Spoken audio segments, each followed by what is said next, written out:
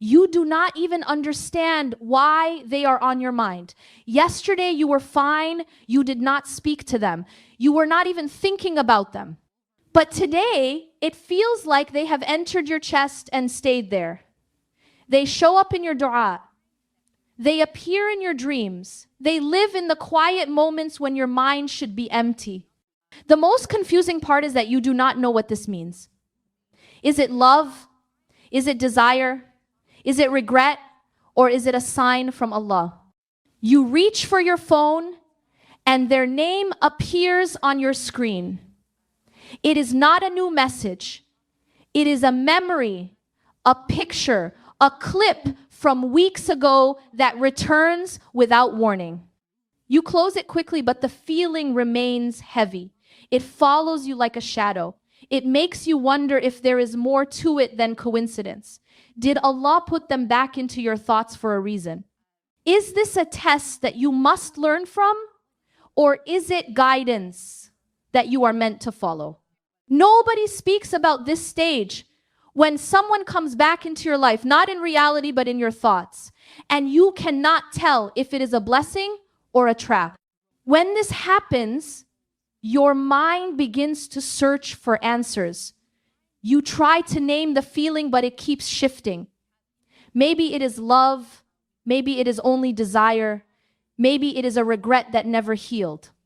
Or maybe it is a test from Allah subhanahu wa ta'ala to show you what is still unsettled in your heart.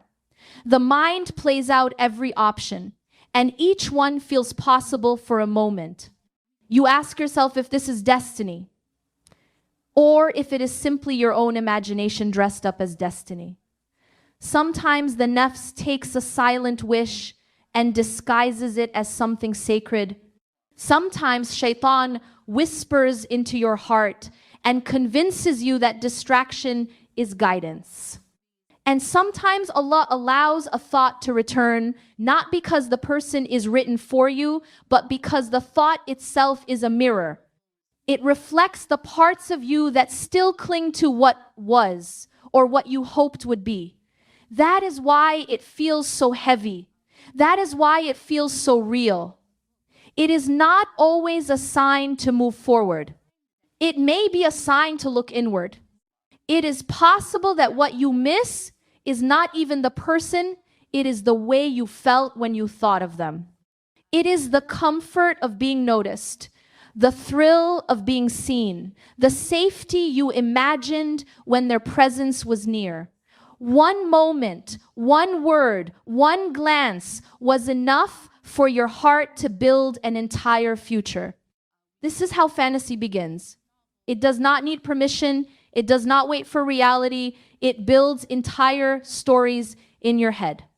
You replay conversations that never happened. You hold on to promises that were never made. You imagine healing that they never offered. And without knowing it, you fall in love with the version of them your mind created, not the person they truly are. That is when love turns into a fitna. Love is meant to soften the heart toward Allah, but when it hardens the heart against His decree, it becomes dangerous. You start resenting unanswered prayers. You start questioning destiny. You begin to confuse your own projection with divine confirmation. The truth is, you may not be obsessed with them. You may only be attached to the idea of them. Sometimes the thought of a person is not placed in your heart so that you chase them. Sometimes it is placed there so that you notice yourself. Allah Azza wa Jalla may return a name to your mind, not as a promise, but as a lesson. It could be a lesson about where you attach your worth. It could be a reminder of a dua you once made in tears, asking for clarity, asking for love, asking for healing. The thought comes back not because they belong to you, but because you need to face what you once asked for. Not every answered dua brings peace at first. Some bring discomfort. Some bring confusion. They strip away illusions so that only truth remains, and the truth is often heavier than fantasy. That is why your heart feels unsettled. That is why you cannot stop thinking. The thought is not always an invitation to pursue them. It may be an invitation to return to Allah, to clean the places in your soul that still cling to something other than Him, and to find strength in surrender instead of obsession. When the heart feels pulled in this way, you need to pause before you act. The first sign that this is not guidance is when the thought pulls you away from Allah instead of bringing you closer. If your prayers become weaker, if your focus breaks, if your routines collapse, then what you are holding on to is not love, it is a warning. The second sign is restlessness. A sign from Allah brings calm even when it is difficult, but a distraction brings only confusion. The third sign is that you are not looking for clarity, you are only looking for confirmation. You want the answer you already wrote in your mind, not the truth that Allah may be showing you. This is the point where you must set boundaries. Step back from triggers that reopen the wound. Limit the spaces where their name keeps flashing before you. Fill those spaces with remembrance instead. Write down your feelings honestly in a journal, so your mind does not recycle the same thoughts. Pray with full trust, not for approval of your fantasy, but for the strength to accept whatever is real. When you are unsure about your feelings, the best way forward is to test your own heart. Ask yourself 3 simple questions and do not run from the answers. The first question is this: if this person never returns to your life, will you still find peace with Allah? If the answer is no, then you have made them greater than your Lord. The second question is this: if they return, but take you further away from faith, will you still call it destiny? If the answer is yes, then what you seek is not love, but attachment. The third question is this: if Allah gives you someone better for your deen, your heart, and your future, but it is not them, will you be able to accept it with gratitude? If you hesitate, then it means you are not chasing love, you are chasing control. These 3 questions are heavy, but they bring clarity. They expose whether your longing is rooted in faith or in fear. And clarity is more valuable than the sweetest illusion because it brings your heart back to the only one who never confuses you. There is nothing wrong with having dreams. The heart was created to hope, to long, to imagine. But when a dream begins to compete with Allah, it becomes a danger. Fantasy does not ask for permission. It builds its own world and pulls you inside. It makes you hold on to a version of someone that never existed. You begin to measure your worth by how close or how far they are. You lose focus in prayer. You feel heavier in worship. You blame qadar for not matching the picture in your head. That is how fantasy becomes a fitna. It is no longer love. It is no longer a hope for goodness. It becomes resentment against destiny. The Prophet ﷺ said that the heart of the son of Adam turns faster than a boiling pot. This means feelings are never stable. They are not always signs. Sometimes they are storms. If the thought of a person weakens your worship, if it fills you with jealousy, if it makes you restless instead of grateful, then you must see it clearly. What pulls you away from Allah was never sent by Him. Healing begins when you take gentle steps instead of harsh ones. Do not punish yourself for what you feel, but do not feed the feeling either. Give yourself space to breathe. The first step is to create distance from what reopens the wound. If old conversations or pictures keep the thought alive, remove them with kindness, not anger. The second step is to build small acts of worship that bring consistency back into your day. Even 2 rak'ahs of prayer or a short page of Quran recitation can begin to steady the heart. The third step is to give, even if it is a little. A small charity done sincerely can cleanse the heart from hidden attachments. The fourth step is to seek clarity through prayer, not by forcing signs, but by trusting Allah with the outcome. The final step is to surrender. Accept that what is written will reach you, and what is not written will never harm you. Healing is not forgetting, it is transforming the attachment into trust. When you practice this path, you will feel lighter because you are no longer carrying the story alone. Many times you believe you miss a person, but what you really miss is a version of yourself that once existed around them. You miss how your heart felt when it was hopeful. You miss the excitement of waiting for something you thought was near. You miss the way your du'as felt alive when you whispered their name, even though those whispers were never answered. Sometimes you do not miss them at all. You miss the feeling of being seen, the comfort of being chosen, the hope that your loneliness was about to end. And when that image collapses, your heart grieves not only for them, but also for the self that believed. That is why the thoughts return.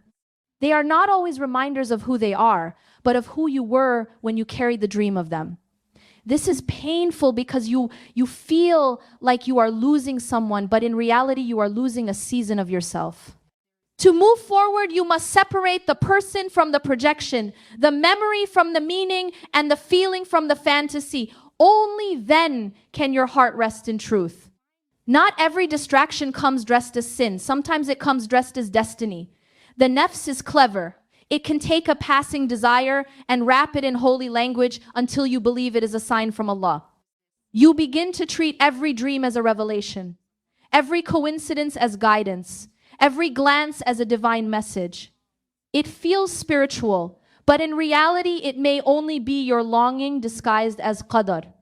This is the most dangerous test because no one around you can correct it. To you, it feels sacred, but inside it is only hunger. You hold on tighter, you resist advice, and you convince yourself that letting go would mean disobeying Allah, when in truth holding on is what is pulling you away. Real guidance never weakens your prayers. Real destiny never fills you with restlessness. What is from Allah strengthens your heart even if it hurts. What is from your desire clouds your heart even if it excites you. This is why illusions are the hardest trials. They do not tempt you openly. They trick you into believing your obsession is worship. There was a night you probably do not even remember clearly. You whispered a prayer through tears, asking Allah to bring them close if they were good for you and to take them away if they were not. You expected that the answer would feel gentle. You thought it would be clear and easy. But not every answered dua brings peace at the start. Some are answered with discomfort, so that the truth becomes visible. The thought of them may not be a confirmation that they are yours. It may be the reminder that you once begged for clarity. You asked Allah to show you, and now He is showing you in a way that strips illusions from your heart. That is why the thoughts return again and again. They are not always signs to move forward. Sometimes they are reminders that you already asked for the truth, and this is how the truth looks. Confusion is part of healing. Clarity is often uncomfortable before it becomes calm. And Allah never confuses to harm you. He allows confusion only to guide you back to Him with stronger trust than before.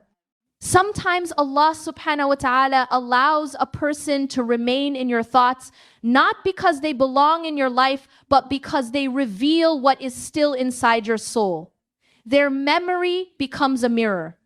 It shows you the wounds you have not yet faced. It shows you the weight you place on human love. It shows you the fear of being alone that hides beneath your longing. These thoughts are not always chains to hold you back. Sometimes they are lessons meant to set you free. When a name keeps returning, it is not always about them. It can be about you. It can be about the way you tie your worth to being chosen. It can be about the way you cling to what you think you cannot live without. And Allah brings it forward again and again so you can finally see it. The thoughts remain until you learn to separate hope from dependence, longing from need, and love from illusion. This is how reflection becomes healing. It is not about chasing the person. It is about chasing the truth of who you are without them and who you can become with Allah. One of the hardest lessons in love is learning that closure does not always come from people. You think you need a final conversation, an apology, or a clear reason before you can move forward. But Allah may close a chapter without giving you those details. Silence itself can be a form of mercy. Distance itself can be a form of protection. The pain you feel is not always a sign that something is missing. Sometimes it is a sign that something harmful has been removed. You will not always understand it in the moment, but you can trust that Allah knows what you do not. He says in Surah Al-Baqarah that you may love something that is bad for you and hate something that is good for you, and Allah knows while you know not. Closure is not when they explain why they left. Closure is when you accept that Allah wrote it this way for a reason, even if you cannot see it yet. True closure is surrender. It is letting go of the need to control the story and resting in the truth that Allah is the author. When you want something deeply, the heart begins to search for signs everywhere. You replay the way they looked at you and decide it must have meant something. You dream about them and think it cannot be random. You see their name appear on your screen and take it as a message from heaven. But longing can create illusions. The mind connects dots that were never meant to be connected. The nafs is subtle. It does not always drag you into obvious sin. Sometimes it dresses desire in holy colors until you believe your craving is divine. This is the trap. You are not asking for clarity anymore. You are asking for confirmation of a story you wrote yourself. That is why the signs feel endless. It is not that Allah is speaking through them. It is that your heart is echoing its own hope and calling it revelation. Real signs do not pull you away from Allah. Real guidance does not make your prayers weaker or your heart heavier. If the thought of them leaves you more restless than grateful, more distracted than devoted, then what you are following is not a sign but a shadow. The difference between true guidance and illusion is subtle but clear if you are honest with yourself. Guidance always draws you closer to Allah Azza wa Jal. Even when it hurts, it leaves behind a sense of calm and a trust that He knows best. Illusion, on the other hand, leaves you restless. It makes you chase signs instead of building your faith. It makes you impatient in prayer and dissatisfied with qadar. Guidance strengthens your worship. It protects your dignity. It reminds you that love is not above your Lord. Illusion weakens your focus. It drains your energy. It convinces you that your peace depends on someone who may not even think of you. Ask yourself what happens to your Iman when their thought appears. Do you pray with more presence, or do you struggle to stand before Allah? Do you feel gratitude, or do you feel despair? The answers to these questions reveal the source. Allah does not send attachments that pull you away from Him. He does not place in your heart what will corrupt it. If the thought makes you lose yourself, then it is not guidance, it is only illusion. When you feel trapped in thoughts you cannot escape, the best place to release them is in dua. But the way you ask matters. Many people pray for confirmation. They want Allah to say yes to the story they already wrote in their hearts. Real surrender is different. It is asking for truth, even if the truth is painful.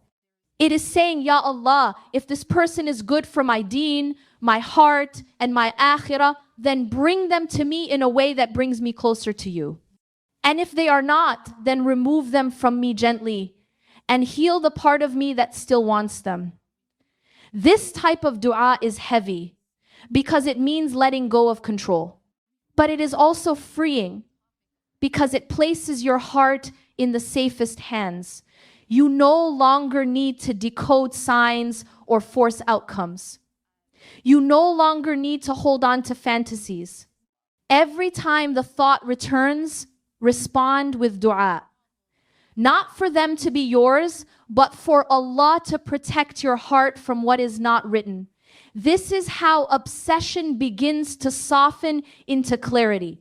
Sometimes the greatest mercy is the distance you never wanted. You may see it as rejection, but Allah sees it as protection. You may feel like something has been taken from you, but in reality, something harmful has been kept away. When you long for a person and they remain out of reach, it does not always mean you are being denied. It can mean you are being saved. Saved from heartbreak that would have broken your faith. Saved from a bond that would have weakened your prayer. Saved from an illusion that would have stolen years of your life. Distance feels cruel in the moment, but often it is the shield that guards you. The heart resists because it only sees the present. Allah sees the unseen. He knows what your future self will thank Him for. This is why surrender is vital. You cannot see the whole story, but you can trust the author of it. One day, the silence will make sense. One day, the unanswered prayer will reveal itself as answered in a better way. Until then, remember that absence itself can be the clearest sign of His mercy. Longing does not have to destroy you. It can shape you if you allow it. Every time the thought of them enters your heart, treat it as a signal to return to Allah. Redirect the energy of attachment into worship, into reflection, into healing. Instead of repeating old conversations in your mind, repeat dhikr on your tongue. Instead of searching for signs in their actions, search for signs in your own growth. Ask yourself, what is this longing teaching me about my needs? Is it showing me that I crave validation, that I fear loneliness, that I want to be seen? These are not weaknesses if you use them as mirrors. They reveal where your soul is still wounded. And wounds can be doors to closeness with Allah if you let Him heal them. Do not waste your longing by feeding the fantasy. Use it to identify what your heart still clings to besides Allah, then slowly release it. Growth happens when you turn your attachment into a teacher. When you see the pain not as punishment but as guidance. In this way, longing can become a bridge, not a prison. At some point, the struggle comes down to one choice. Will you follow your feelings or will you follow your faith? Feelings are powerful, but they are unstable. They rise, they fall, they change in a moment. Faith is steady. Faith anchors you when emotions try to pull you under. The real test is not whether you can stop thinking about them. The real test is whether you can place Allah subhanahu wa ta'ala above what you feel. Love is not proven by how much you hold on. Love is proven by how much you let go when it leads you away from your Lord. The heart was never created to worship another heart. It was created to worship the one who holds all hearts.